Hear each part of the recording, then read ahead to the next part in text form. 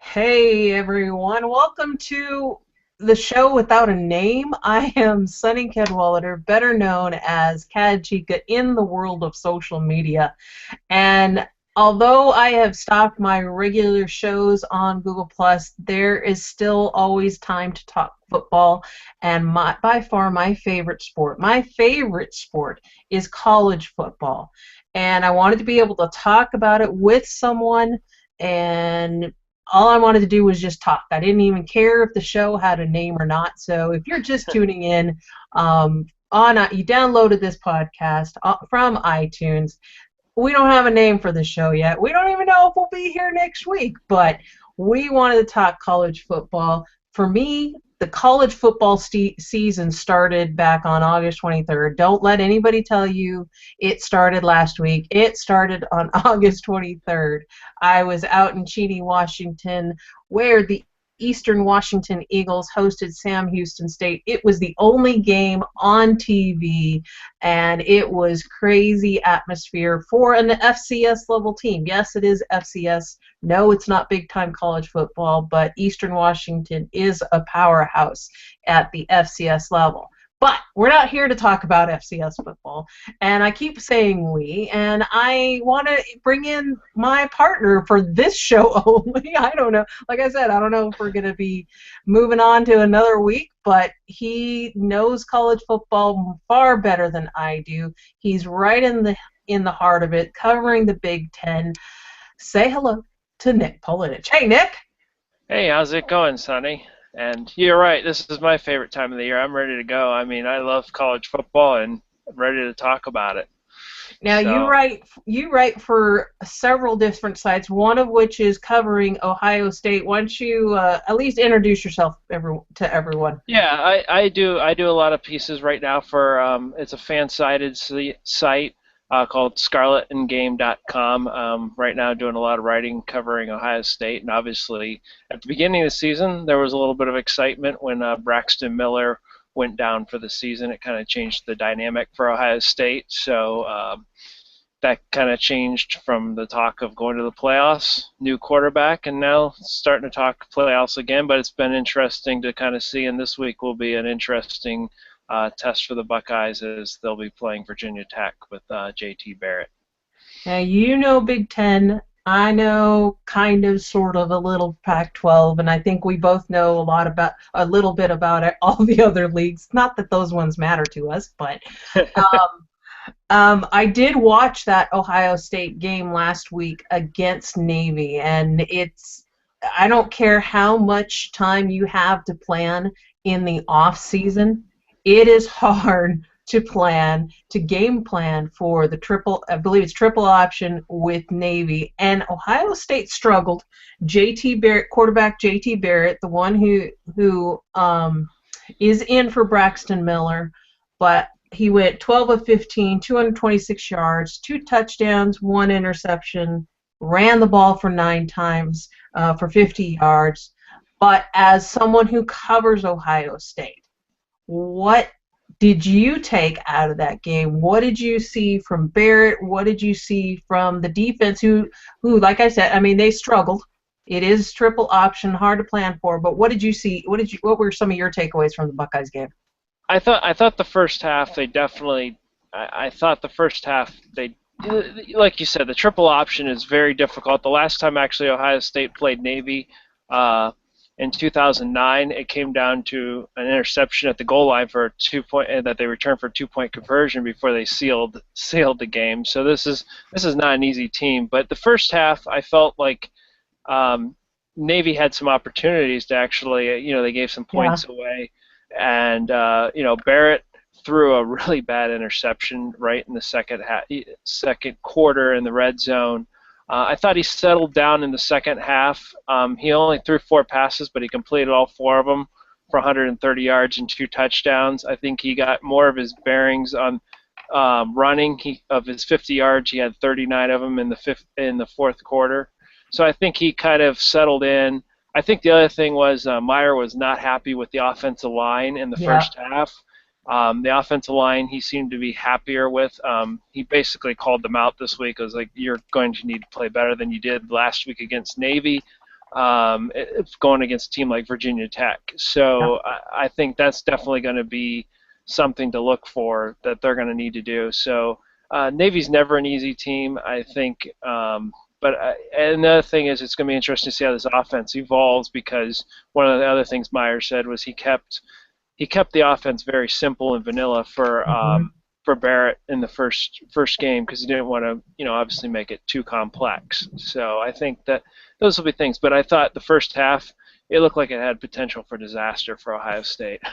Yes, it did. I mean, I was watching Twitter a little bit while I was watching the game, and I mean, it was like first game overreaction. Not just first game, but it was like first quarter, first half, first week overreaction on a part of a lot of the media with regard to Ohio State. But like you said, they were able to pull it out.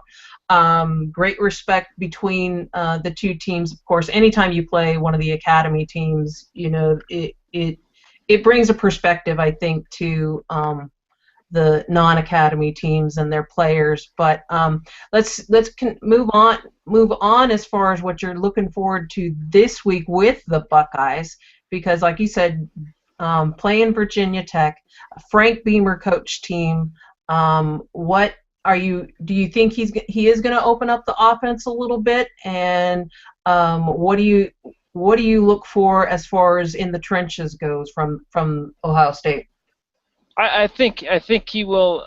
I think he will open it up. I think he's going to add. I mean, I think he would like to add a little bit more. He's got a lot of playmakers and a lot of speed on that offensive side of the ball, and he's going to want to get the ball and be able to take advantage of that. So part of that is Barrett evolving and being able to get the ball to those guys. But part of that also comes as the offensive line has to be able to play its part into that. And they played a lot of different fronts with Navy, just as complex and different as the offense was. The defense also put a lot of odd man fronts, and so they're going up against a 4-2-5 defense with Virginia Tech. So Virginia Tech has a really good secondary, so this is going to be a good test for Barrett as well. Beamer's teams are always known for good special teams and defense. And the other thing is that last year, at the end of last year, the Ohio State pass defense was, to be frank, terrible. They weren't obviously tested against Navy. Navy threw the ball 4 times. You're not going to get tested against Navy. Virginia Tech's quarterback, Michael Brewer, is a Texas Tech transfer, and they play a pro-style offense, so they'll get a little bit better. We'll get a better idea if it's been retold and how it's this week. So I think that's something also to keep an eye on. So you're heading, but we were talking before we started. You're heading down there for the game this weekend? Yes, I am. So it's always, the Under the Lights games are always kind of fun. So a little different atmosphere. They're going to be wearing their alternate uniforms. It's supposed to be the biggest crowd in the history of the stadium. They added, during the off season, they added more seats. I don't know where they're putting them, but they're supposed to expect about 108,000 this weekend. Okay, I expect a lot of tweets from you then, a lot of pictures, a lot of vines. It's always good to throw out some tailgate food, Nick. So. Will do. If you're listening to us, N Paulenich is his Twitter handle, so expect a lot of meat tweets. Yeah, exactly. Especially in Central Ohio, there's not a lot of yeah. Exactly. Continuing on in the Big Ten, a little bit of some surprises. Cal went to Northwestern. The Cal Pac-12 school went to Northwestern. I personally, after the season that Cal had last year, I did not expect to see what I saw last week. Northwestern losing to Cal, but Maryland and Rutgers. Big wins, especially for Rutgers, who flew across the country. They played Washington State in Seattle. That Wisconsin-LSU game, I was at a game, so I didn't get to see much, but was it with regard to Wisconsin, how did they blow that lead? Tell me, as somebody who wasn't able to watch that game, how did they blow that lead last week? I mean, I just think, Wisconsin, losing I think it was just the relentlessness of LSU. I mean, they're up Okay. 24 to 7. Right. You think you're in control, but I think also, losing your quarterback. I don't think there was a lot of stability at the quarterback for Wisconsin, and LSU just kept coming at them, They and smothered him.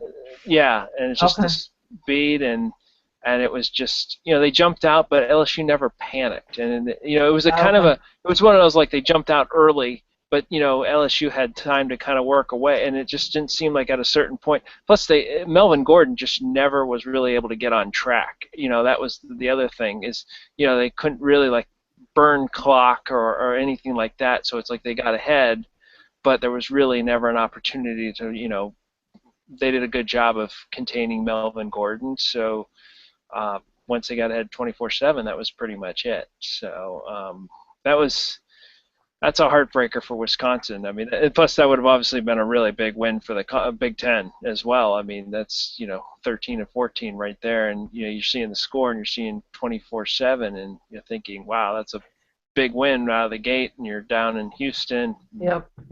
and then wow.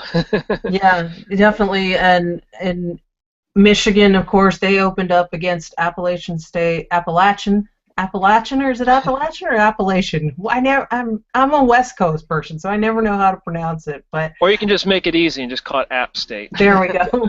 They used to be in the FCS. Now they moved up. What was it? 2 years ago? Yeah, I think so. Yeah, 2 years ago to yeah. the FBS. They went into the Big House, and Michigan, new offensive coordinator, former Idaho Vandal, Doug Nussmeier, they put a whooping. They put a whooping on App State. Were you able to see much of that game at all? And if so, what did you see with the new offense from the Wolverines? I mean, from what I got, I mean, they rolled up a ton of yards, almost 600 yards total offense. Both backs had over 100 yards rushing. The tight end, Funchess, he's amazing. I mean, he's got NFL written all over him. He's so tall, so big, and he caught a couple touchdowns. I think that was kind of like what you expected App State to be outmanned by Michigan. Right. It's that's kind of what we expected a few years ago. The Yeah. 52-14 kind of beat down, and I think that's what Michigan fans kind of expected. So, but that was the offense. Yeah, you can make the argument it's Appalachian State, but that's what you're supposed to do against teams like that. So, Right. 52 points, you rolled up almost 600 yards. Mission accomplished. Move on to this week to Notre Dame. So. Yeah, that I think will be obviously that's going to be a far greater test for the Wolverines, but it will be interesting not just this week, I don't think, but throughout the season to watch Nussmeier put his stamp on the Michigan offense coming from Alabama. Alabama had to replace him with Lane Kiffin. I mean, it's going to be interesting to watch their offense and see what happens down in Alabama with Lane Kiffin. We saw a little bit. I'm kind of gonna jump around here because it's a good segue. I was kind of watching off and on Alabama, West Virginia. West Virginia coming off a 2 and whatever record last year in their second year in the Big 12. I was kind of surprised. I mean, Yeah. I don't know about you, but I was surprised at how well West Virginia played on offense. They looked a lot faster. They handle. I mean, they were competing well in the trenches, which is something that Alabama has been known for over the years, but on both sides of the ball. What were some of your takeaways on that game? Yeah, I thought Alabama. They have a young defense, and they're breaking in a new quarterback in Blake Sims, so they have a young quarterback. I don't know if he's with him being there. I don't know. You're missing AJ McCarron. I mean, obviously, college football, you lose your players, but I don't know if he's the type of guy that can carry him at this point in his career for a national championship. I mean, Yeldon and Henry both they combined for 240 yards, so that was great. But it was a lot closer. I mean, even the 10-point spread it finished at. I mean, at halftime, it was felt really closer close. than what Yeah, the final result was. yeah, Yeah. yeah. It was a much closer game, and it felt so. I mean, this week they get kind of a break. They play Florida Atlantic, but it'll be interesting as the season progresses. Yeah. So, What other of the top flight games, top 10, top 5 games, were intrigued you last week or surprised you or anything like that? well, just when the week kind of started off, I was really surprised at Texas A&M, how they just Oh yeah, that's dismantled right. South Carolina.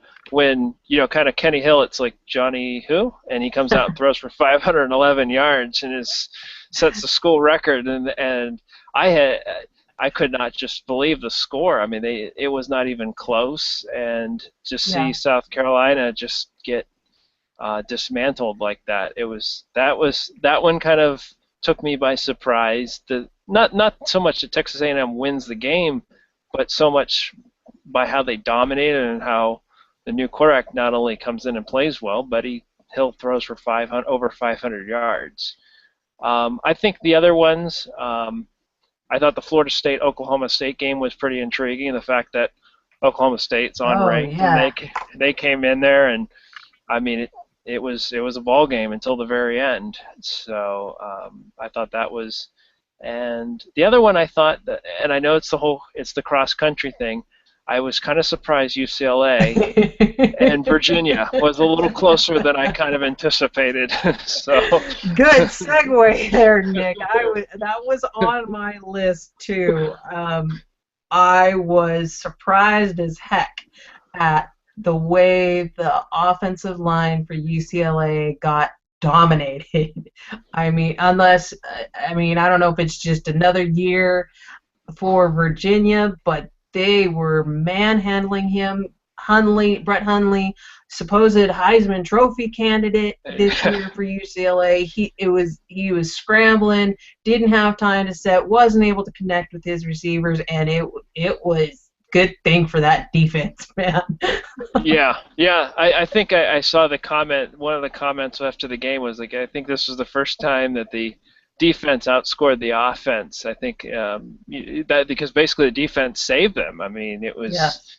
I don't know how we chalk that up, and then when you think about it, another segue is that the crosstown USC comes out and just smokes Fresno State, and they looked every much as Like the bad USC as of old.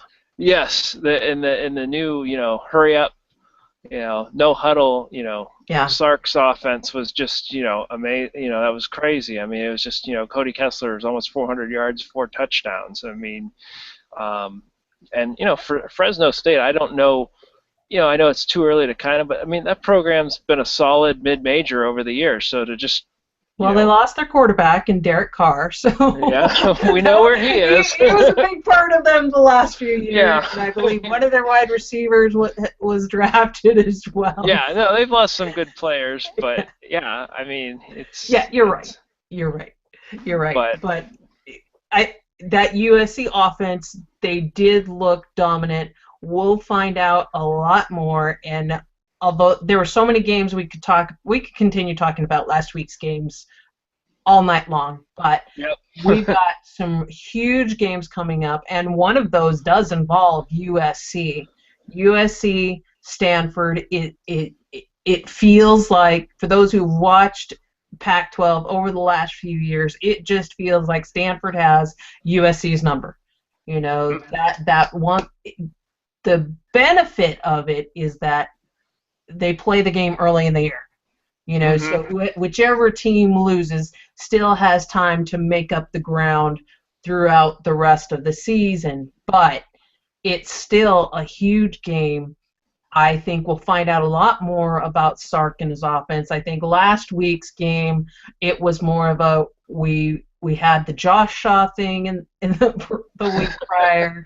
I forget the guy's name. A guy quitting on the team, so they're below the max number of scholarships as it is. So I think last week was a chip on their shoulder, and we'll find out who is if USC's offense really is for real. Yeah, because Stanford is, I mean, they come at you. They're the same physical, hard nose. They play, the pro style. Kevin Hogan, I feel like he's been there for at least seven seasons. I know has not been, but and Ty Montgomery coming back at, he last week he had the punt return and he had a touchdown via the air, coming back after off-season shoulder surgery. I mean, it's really it's intriguing that there's a conference matchup this early in the season. I mean, that's kind of cool. And then last year, USC did get past them when, despite all, with the Ed Ogeron, leading them past when he got USC kind of snuck past them, but I don't think they're going to sneak past Stanford this time. I mean, I think Stanford's going to be more than ready for them, especially, and Stanford has, I think, the longest winning streak, home winning streak of any 1A team in the country at 17. So it should be an interesting. Nick dropping the knowledge here. Yeah, there you go. That's a good thing. Something's got to give. Well, I mean, the USC's backup quarterback, Max Swiddick, got in the game last week against Fresno State mop-up duty. I don't know if we're going to see him this week. I think USC fans probably hope they don't have to see him this week unless they're blowing Stanford out, not in a relief role. Sticking in the Pac-12, kind of. What I think is the biggest game of the weekend. I believe it's at 3:30 on Eastern time. No, is it 5:30 Eastern time? It's, if you're referring to the Michigan State-Oregon game. Yes, I am. It's 6:30 Eastern, 3:30 Pacific. There we go. I believe it's on Fox Sports 1 or Fox itself. It's Fox. Yep, it's actually Fox itself. College game day will be in Eugene on Saturday.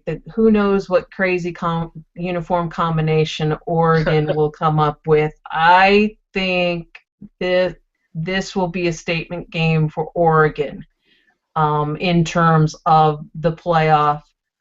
Yes, they still have Stanford down the road, which is always a toss-up game for those two, but this could be a statement game for the Ducks, Marcus Mariota, but it's got to be more than Marcus Mariota. The running game has to be more a balanced attack, I think, for the Ducks. You know the Spartans well. What are some of the things what are some of the keys for this game for the Spartans, and if you know any for the Ducks as well? I think for the Spartans, it's kind of interesting because, over the last few years, one of the teams that has given the Ducks a problem has been Stanford. And Michigan State is a lot like Stanford. They're that physical. They're not as fast. There's no doubt they're not as fast as the Ducks. I mean, they even have come out and said, we're not as fast. But they beat Stanford in the Rose Bowl, and I know that's last year. But they're a very similar matchup, get after you type physical. And I think, obviously, they're going to come at you. They're going to want to play ball control, hand the ball off to Langford. They're not going to want to get into a track meet. They get into a track meet, it's not going to be pretty. They'll lose 48-24, one of those type scores. But that'll be the key for. And if they win, that propels them into the whole national conversation as well. So. But I think you're right. It's that three-headed running back of I think Oregon is to start to grind. Oregon, not Oregon. I know, it's just Midwesterners. The Ducks. There you go. I'll let you pass this time. We're not sitting next to each other, so I'll let you pass with that. But I think they're going to just. I think it's a statement game for the Ducks. I think just as much they need to run and show that they can. I mean, both teams opened up last week. I mean, they beat FCS teams. They beat them handily. So. Yeah. But this is definitely a game, an early game that this is a resume builder, a big time resume builder. Michigan State wins this, they have a huge win, and they go back home, and this is a huge win for the Ducks. Yeah. So, but I think definitely the Spartans can't afford to let this thing get to a track meet, or they get smoked. So. Well, I don't have to worry about Dat this year. No DeAnthony Thomas this year. He's in the NFL. No, that's true. So that not that matters for when it comes to Oregon, but still. So those are the two biggest games that that we wanted to talk about. What are there any under the radar games that you are looking at? I mean, I know you'll be at Ohio State, but what are some of the if you have any under the radar games at all? I think a couple other ones. There is, I think from a storyline standpoint, there's the Michigan at Notre Dame game this week, because this will be the final meeting, at least for a long time, between the two schools, which has caused some hard feelings, because Notre Dame has knocked Michigan off the schedules because they'll be playing more ACC because of their ACC agreement. Right. And then to add insult to injury, this week, actually today, Notre Dame announced that they've signed a 2-game agreement with Ohio State to play them in 2022 and 23. Oh, no, yeah. Bye, Michigan. Hello, Ohio State. So that should be interesting, and it'll be interesting to see. Everett Golson had obviously a big game last week against Rice, so it'll be interesting just from like that storyline perspective. Obviously, so I think from a lot of folks obviously have very polarizing views of these two schools, but I think the storyline just in the fact that there's, the two schools are not going to play each other and they've played each other for so long, I think that's kind of a storyline in itself. So whenever you see a rivalry kind of disappear, especially due to realignment or whatnot. And I think the other one it's more even further down. I think it's kind of one of those ones, if you're kind of flipping around for channels, is BYU in Texas, just because based on what BYU did to Texas last year, because they ran the ball basically down Texas's throat. They ran for 550 yards on them.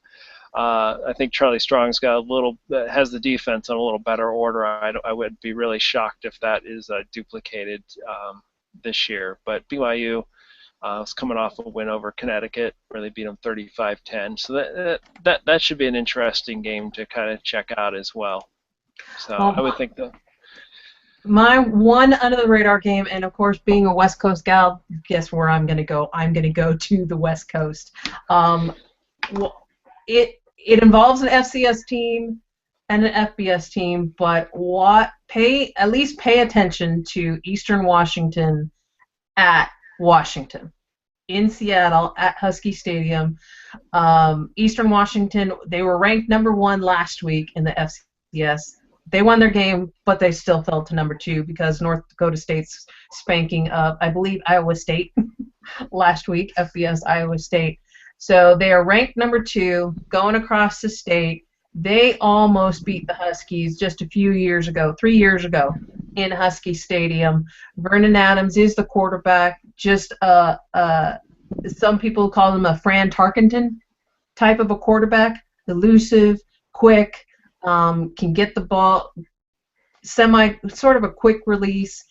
Cooper Kupp, the freshman of the year in the FCS last year as a wide receiver, won the Jerry Rice Award last year. He's a sophomore. Good, solid defense. It will be interesting to see how well they match up against Chris Peterson's, the former Boise State coach, his home opener in Husky Stadium. So that's my under the radar game. Of course, I'm going to have my West Coast bias, but. I want to ask you, just as we finish up here, what are your impressions as far as Georgia last week? I mean, to me, that Georgia game and what Georgia did was kind of a summation of what the first week of big-time college football is, in that you can overreact in saying this team is super fantastic. Oh my goodness, that was Georgia. You know, they just made huge leaps in the rankings. And then on the other side, you can say, oh my gosh, they weren't as good at, I mean, not Georgia, but other teams are not as good as we thought they were. What's your take on Georgia? And then give me your top five. I think I mean I was impressed. I mean I always like to see obviously somebody come out and play. I mean obviously Clemson lost two real key players, Taj Boyd and Sammy Watkins. So right. you know, and they're not the same Clemson team that won the Orange Bowl by any means. But it's still, you know, they're playing Clemson when other teams are playing, you know, FCS teams. So you know I give them that credit. But at the same time, college football is definitely the worst sport for people overreacting from week to week. It's crazy. So, I mean, I saw on numerous different outlets brackets already for who projecting the Final Four. Are you serious? Yes, and I'm not going to name any outlets, but I'm just going to say I saw them. And I think that's a little, you know, when we're sitting here in November, we don't know if Georgia is, you know, 7-2, and you know Clemson is 4-4, and all of a sudden, you know, I thought Georgia was impressive. Todd Gurley, really impressive, but I definitely think that they look like a team that could definitely win the SEC East. But I like to wait a little bit, kind of see a few weeks. That's kind of Okay. I know it's so easy to jump the gun, kind of. As you say that, should we even be ranking teams this early in the year? No, I mean honestly, I think like it's a great thing to talk about, but I honestly think like an October starting point would be the most logical. Get 4 or 5 games on everybody's belt, and I think you would have a better, because a lot of these guys, a lot of these teams were basing it on last year. Right. We don't know. I mean, you know, 3 or 4 weeks from now, a great win this week may not look that great.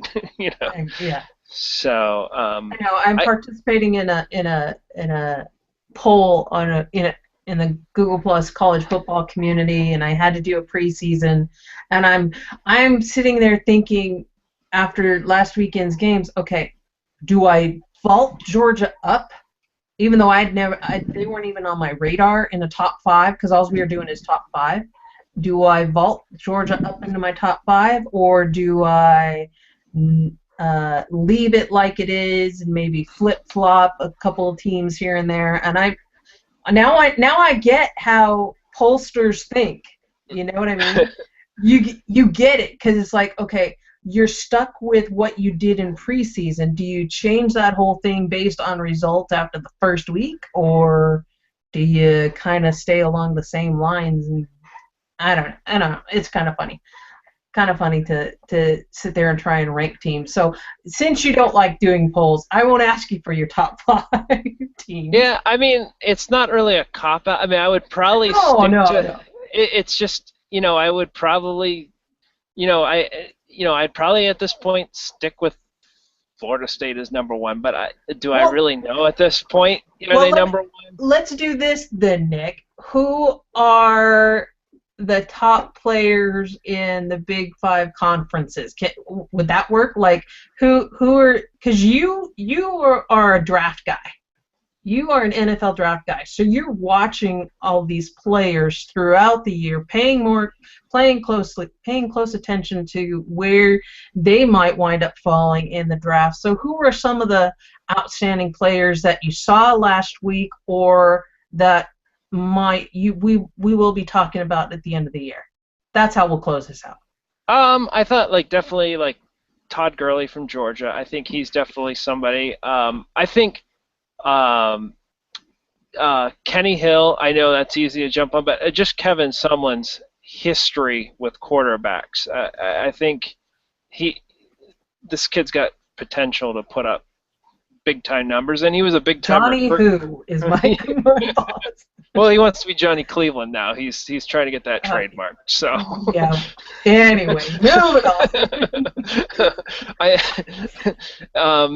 And Marcus, Mariota. I think we can't. Obviously he's in consideration. So obviously I'm hitting a lot of skill position type players. I think that those are. Anybody on defense? I mean, we had Clowney last year. Anybody on defense that you're going to kind of watch closely because they could have maybe not a Clowney type of year, but they're going to be there in the conversations for year-end awards? Is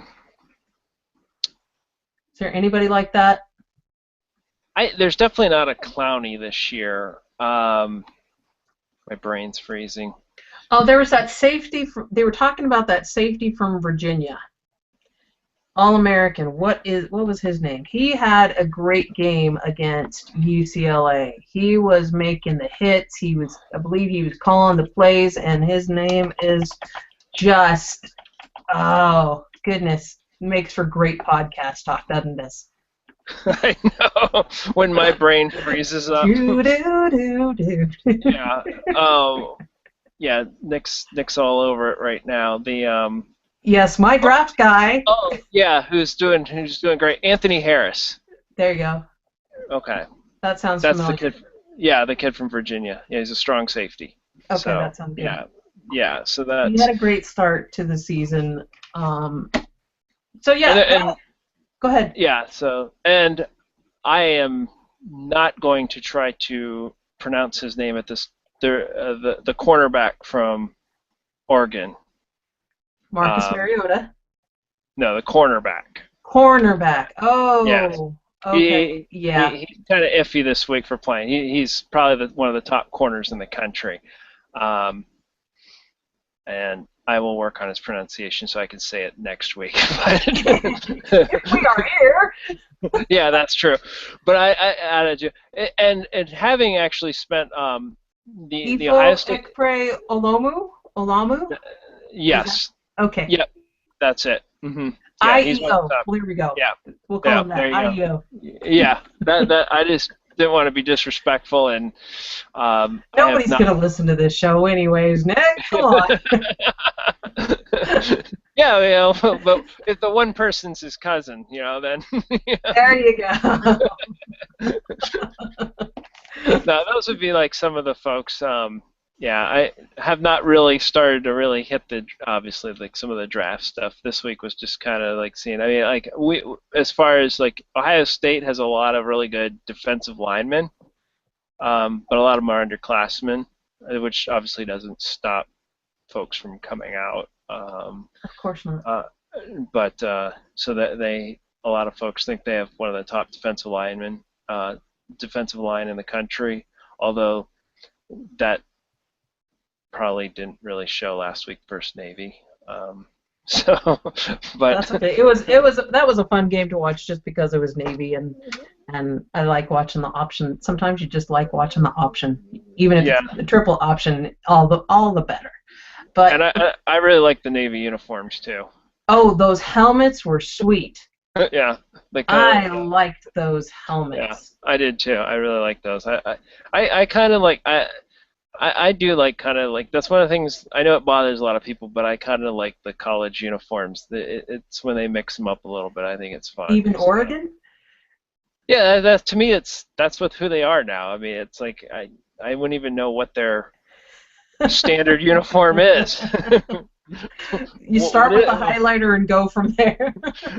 I don't even know what is their standard uniform. I mean, they don't have one. As long as we're not watching Oregon basketball on their court with all the whatever, then we're okay. We'll stick with football. We will stick with football. Thank you, Nick, for taking time out of your schedule. Yeah, no problem. To join me tonight to talk on the show with no name. And I said, we'll see if we do this again. I will talk college football with you anytime, Nick. I mean, no, me too. So definitely. Well, thanks for having me, and look forward to hopefully doing it again. Enjoy Columbus this weekend. Yeah. Thanks. Oh, why don't you let everybody, since we're closing this out, why don't you let everybody know where they can find some of your stuff? Okay, you can find some of my stuff. You can find me on Twitter at and then it's NPAULENICH at Nick N Paulenich, and you can also find me right now. Primarily, most of my work is on ScarletAndGame.com, and you can also find some of my pro football stuff over at ProFootballGuru.com. Yay, Ross Baxter, our buddy Ross Baxter. Little plug for us, who's Yeah, probably right. like he needs a plug. Come I on know now. exactly. But we love him. He connected the two of us, so we skipped the pro football. We'll just talk college football without him. Exactly. Thanks everyone for joining us on the show with no name. I'm Sunny Cadwallader. Find me on Twitter at Cadchica. Some of my work is cadchicasports.com, Instagram, Snapchat, Facebook, you name it, you'll find me there. Thanks everyone for joining us, and tune in next week on iTunes. Maybe we'll be here.